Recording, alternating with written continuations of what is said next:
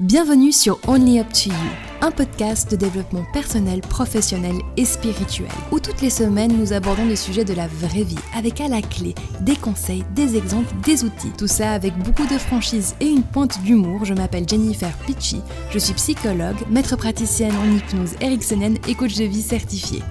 Et bonjour à tous, j'espère que vous allez bien et que vous êtes confortablement assis, installés pour ce nouvel épisode. Alors aujourd'hui, je vais aborder le célébrissime livre best-seller du développement personnel des 4 accords Toltec de Don Miguel Ruiz. Alors, si vous le connaissez déjà, tant mieux, ça va vous faire une récap. Si vous le connaissez pas, je vous invite quand même à aller l'acheter. Voilà, c'est un tout petit livre, il se lit très facilement et il fait réfléchir. Alors moi je me rappelle la première fois qu'on m'a parlé de ce livre qui a été publié en 1999 ou 99 pour les Suisses, et c'était mon papa qui m'en avait parlé. Et bien sûr quand il m'en avait parlé, c'était un petit peu pour me faire la morale, et puis il m'avait dit tu sais, tu devrais lire ce livre, voilà, ça pourrait te faire du bien. Et puis à l'époque, ça me fait bizarre de dire à l'époque, mais quand même c'était à l'époque, j'étais dans ma phase rebelle adolescente, alors bien entendu je ne l'ai pas écouté et puis je ne l'ai jamais lu, soi-disant je l'ai lu quand même 7 à 8 ans plus tard. Et du coup ça me fait un petit peu sourire de savoir qu'il y avait déjà mon papa qui peut-être était, sans le savoir nécessairement,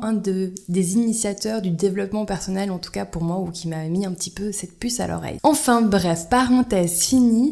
Aujourd'hui, ce que je vais faire, c'est en premier expliquer en quoi consiste cette vision des 4 accords Toltec. En fait, il y en a un 5e que l'auteur a écrit en 2010, on en parlera là toute fin. Et puis ce que j'espère, c'est qu'avec cet épisode, peut-être que ça va vous donner certains déclics, peut-être d'autres points de vue. C'est toujours, pour moi en tout cas, important de prendre différentes visions en fait du développement de soi, que ça vienne de l'Asie, là en l'occurrence ça vient de l'Amérique latine, ou bien même encore d'autres continents, parce que à la fin, finalement, c'est un petit peu qu'est-ce qui vous parle. On a chacun notre couleur, on a chacun un petit peu notre vécu, notre histoire. Et c'est sûr qu'il n'y a pas une méthode qui va fonctionner pour tout le monde. Néanmoins, un petit peu ouvrir notre cadre de référence et puis voir en fait les choses sous différents angles. Tant que vous avez vos déclics et puis que ça vous fait du bien et du sens, voilà, pour moi, c'est le plus important. Comme je l'ai dit, ce livre est en soi en fait une vision parmi tant d'autres. Et les 4 accords Toltec synthétisent un des grands courants chamaniques venant justement du Mexique et puis plus précisément de la lignée des Romans Carlos Castaneda. Et dans ce livre, l'auteur explique que en fait ce que nous considérons d'ordinaire comme étant la réalité, entre guillemets, en fait ne serait qu'un rêve ou plutôt une projection d'une sorte d'agglomération de croyances, pensées transmises de génération en génération, et que ce qui soutient en fait toute cette réalité, qui n'est qu'une projection recyclée et remise toujours au goût du jour, mais qui est un petit peu comme une longue continuité de petites pièces qui s'imbriquent les unes avec les autres, et bien ce qui soutient tout ça, c'est notre rapport avec le sentiment et la sensation de la peur et du fait de vouloir éviter à tout prix toute forme de souffrance, mais aussi en même temps de s'en créer beaucoup.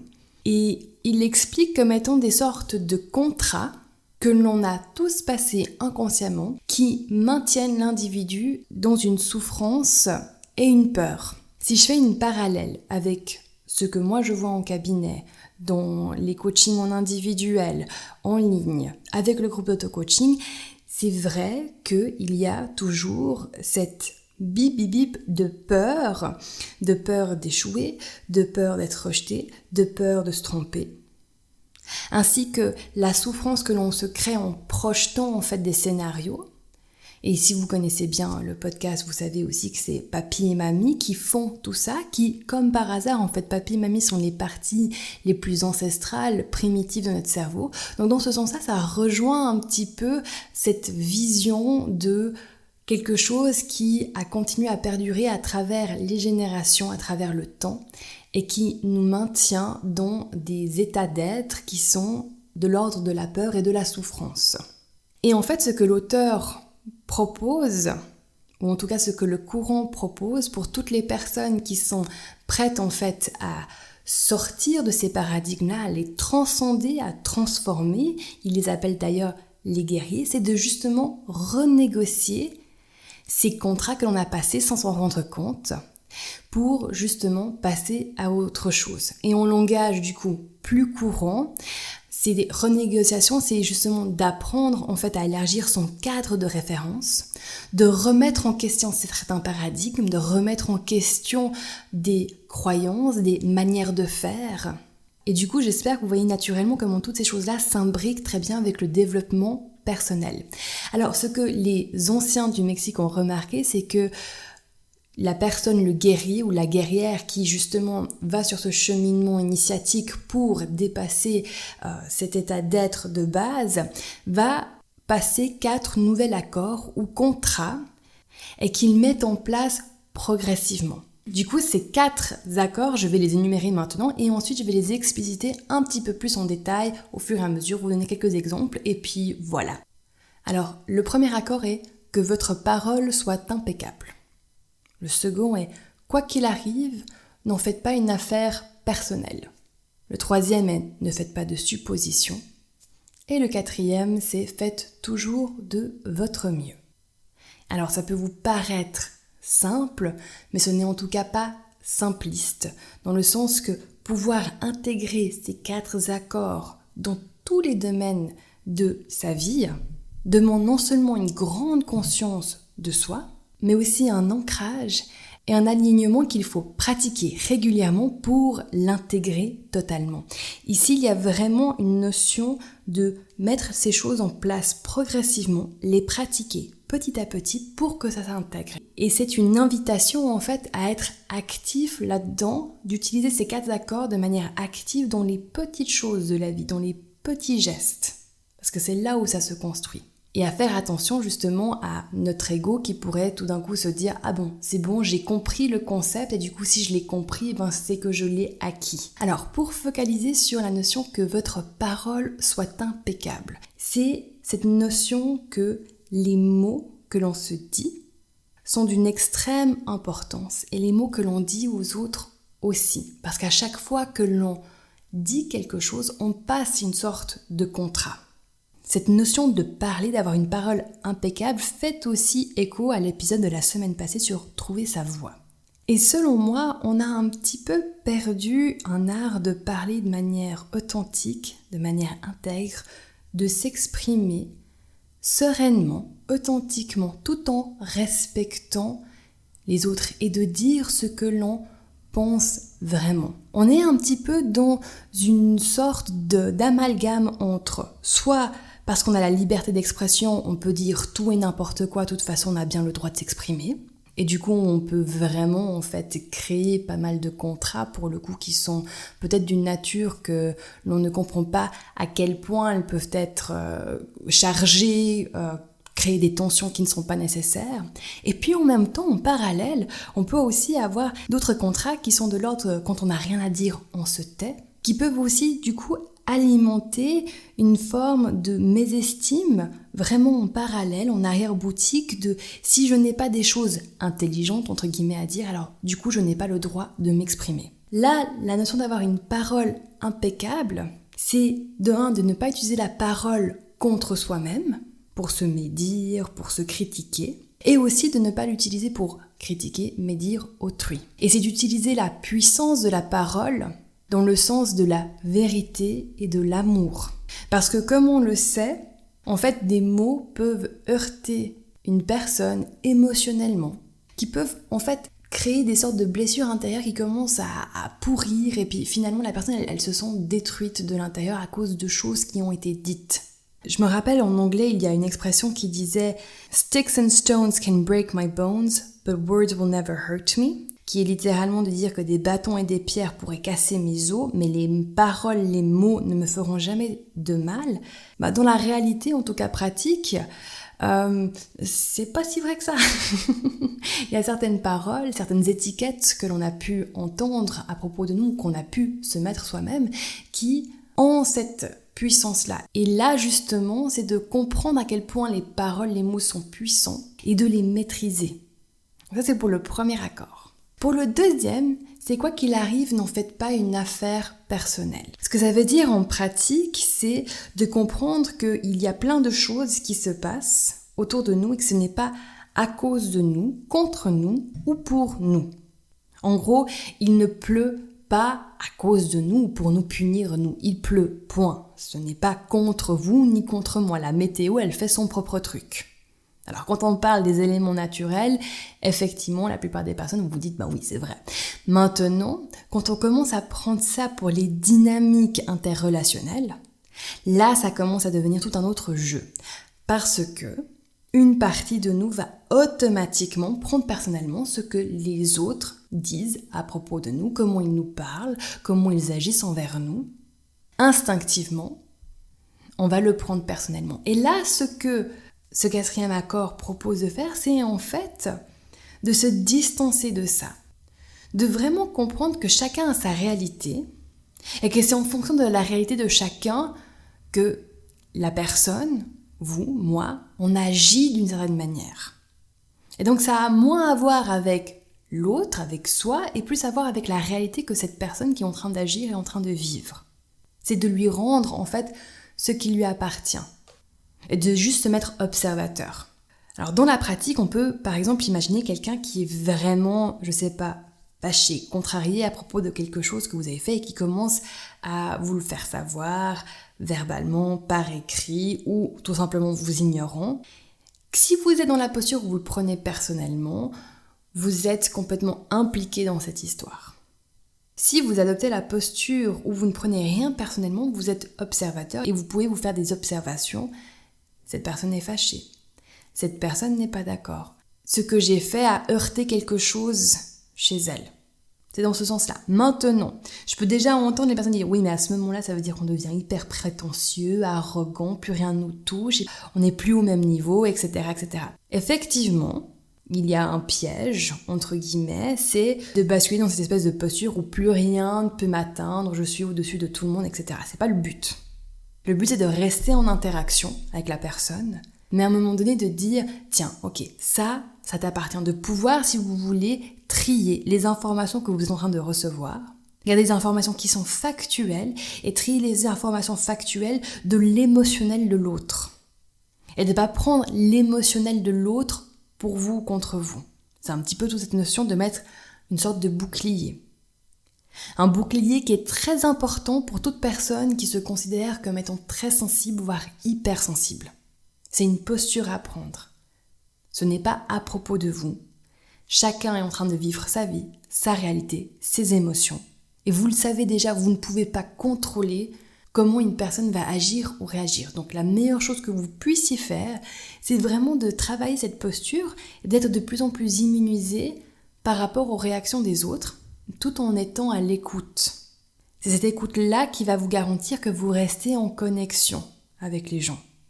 Ensuite, le 3e, c'est ne faites pas de suppositions. Alors qu'est-ce que ça veut dire ? Vous le savez déjà qu'il n'y a pas tout le monde qui pense comme vous, ou qui fait comme vous, ou qui agit comme vous. Théoriquement, tout le monde le sait. Maintenant, inconsciemment, qu'on veuille se l'admettre ou non, on part souvent du principe que les gens, on est un petit peu, fait pareil. Qu'on va penser les choses de la même manière. Que si on pense ceci ou cela, les autres vont le faire aussi. Que ce que l'on se dit à propos de ce que l'on perçoit, c'est ce que l'autre est aussi en train de se dire. Alors qu'en fait, vous n'avez aucune idée réellement de ce qui se passe pour l'autre. Et se rappeler de ça va faire que vous évitez d'élaborer des hypothèses, des probabilités négatives à propos de ce qui est en train de se passer, vos suppositions, qui, à la fin, vous commencez à y croire, en fait, c'est sûrement X ou Y, et puis généralement, à ce moment-là, c'est papy, mamie qui s'en chargent, alors les suppositions que l'on fait sont généralement négatives, et tout d'un coup, ces suppositions deviennent des certitudes. Moi, je suis sûre que c'est ça, en fait. Je suis sûre qu'il a fait ça parce que A, B, C, D, E, F, G, ou elle a fait ça parce que, en fait, X, Y, Z. Là, l'invitation, c'est d'avoir le courage de poser des questions et aussi d'exprimer vos vrais désirs. La partie de exprimer ses vrais désirs, elle revient sur la notion d'avoir une parole impeccable. Une parole qui vous honore vous-même. C'est aussi une invitation à communiquer clairement avec les autres pour éviter en fait des malentendus, des drames, etc. C'est de vraiment avoir cette espèce de forme de vulnérabilité, mais où vous êtes ultra puissant parce que, en fait, vous êtes là, bon, je sais pas ce qui se passe pour cette personne-là. Je vais lui poser des questions. J'espère qu'elle va me répondre. Si elle vous répond pas, à nouveau, ne le prenez pas personnellement. C'est sa réalité. C'est ses choix. Donc c'est une manière un petit peu de se distancer de toutes ces choses qui peuvent vraiment vous bouffer dans le quotidien. Donc pour résumer, le troisième, ne faites pas de suppositions, c'est vraiment poser des questions. Évitez de faire des hypothèses pour qu'elles finissent par devenir des sortes de certitudes négatives. Et puis, adopter une communication claire pour éviter en fait tout malentendu. De remarquer quand tout d'un coup, vous commencez à vous dire « Ah ben tiens, il est en train de me dire ça parce qu'au fond, il est en train de penser ou elle est en train de penser ça, etc. » Tac, tac, tac, tac, tac. De directement poser la question, d'oser faire ça, avoir le courage de faire ça. Finalement, le quatrième, c'est « Faites toujours de votre mieux ». Alors celui-là, il est hyper intéressant. Parce que comme il est expliqué dans le livre, il ne s'agit pas en fait d'atteindre un objectif en particulier. Le but, c'est pas d'avoir des objectifs et de les atteindre. Le but, c'est dans les actions du quotidien, de faire de son mieux pour grandir, pour apprendre. Il n'y a pas l'obligation de réussir. Et c'est ça toute la nuance. Il y a juste cette invitation à faire de son mieux. Et en fait, ce que ça permet, c'est que quand on fait réellement de son mieux, on évite de se juger. Mais faire de son mieux peut changer d'un moment à l'autre. Donc ce que ça veut dire, c'est que faire de votre mieux mardi peut être sensiblement différent de ce que ça veut dire faire de votre mieux mercredi. Par exemple, pour tout ce qui a à voir avec, là l'exemple qui me vient, c'est les tâches ménagères, l'organisation, etc. C'est vraiment d'être dans le moment présent et dans le moment présent de faire de son mieux par rapport à où vous en êtes, par rapport à ce qui est en train de se passer, etc. Et du coup, ce que cela permet, c'est d'éviter de se juger, de se comparer par rapport à comme vous avez fait dans le passé ou par rapport à comment vous pourriez être en train de le faire si vous étiez la version de vous, la meilleure version de soi. Il y a un épisode là-dessus où justement j'ai dit, il faudrait un petit peu arrêter cette envie de toujours être la meilleure version de soi et juste de s'accepter là et de faire de son mieux là, maintenant. C'est tellement puissant cette espèce d'éthique de je fais de mon mieux, pas pour réussir mais juste pour là, maintenant, pour justement pas avoir la porte qui s'ouvre sur mon autocritique, le jugement de moi-même, les regrets, ma culpabilité. C'est une invitation à aller, essaye, fais de ton mieux, tente, entreprends, apprends autre chose. C'est aussi de dire, mais t'as le droit de pas être parfait. Faire de son mieux ne veut pas dire être parfait. Et ni toujours victorieux, gagnant, avoir réussi tout ce que vous avez entrepris.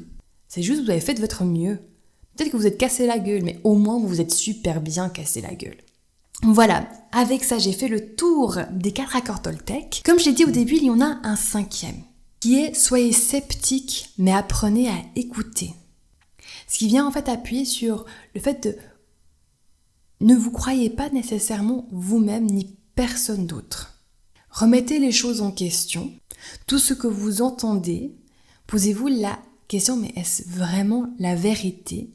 Et écoutez en fait l'intention qui sous-tend les mots pour comprendre qu'est-ce que c'est que le véritable message. Pour le reformuler en fait, il y a comment on dit les choses, comment les choses sont exprimées et dites. Et chaque mot, chaque parole, ça on sait en linguistique, a toute une histoire. Chaque mot a tout plein de concepts. Et parfois, peut-être qu'on utilise certains mots que pour les voir d'une certaine manière et du coup, on passe à côté de l'intention, de cette espèce de quelle est l'intention derrière. Et c'est d'apprendre en fait à être sceptique à propos des mots que l'on entend, mais d'écouter l'intention derrière, de se connecter à ça. Et c'est quelque chose qui va plus se passer dans les tripes, dans le corps. C'est pas quelque chose d'intellectuel, c'est quelque chose qui se passe vraiment dans le cœur aussi. Donc, voilà. Avec ces 4 plus 1 accords Toltec, je vous laisse. J'espère que, ça vous a peut-être apporté 2-3 petites nuances, etc. Si c'est le cas, n'hésitez pas déjà à le partager avec moi, mais aussi à le partager avec vos amis, vos proches. C'est vraiment le meilleur moyen de soutenir ce podcast. Je sais, je me répète à chaque épisode, mais vraiment en fait, c'est grâce à vous que ça continue à grandir. Donc merci infiniment et continuez. Et puis, si vous avez envie de commencer le programme d'auto-coaching, envoyez-moi un mail. Il va commencer au mois de septembre-octobre. Je suis pas encore sûre, j'attends de voir combien de personnes, etc. viennent. Donc si ça vous intéresse, venez. Et puis voilà, je vous fais des gros bisous. Je vous fais des gros bisous. Je vous remercie pour votre écoute et je vous dis à la semaine prochaine.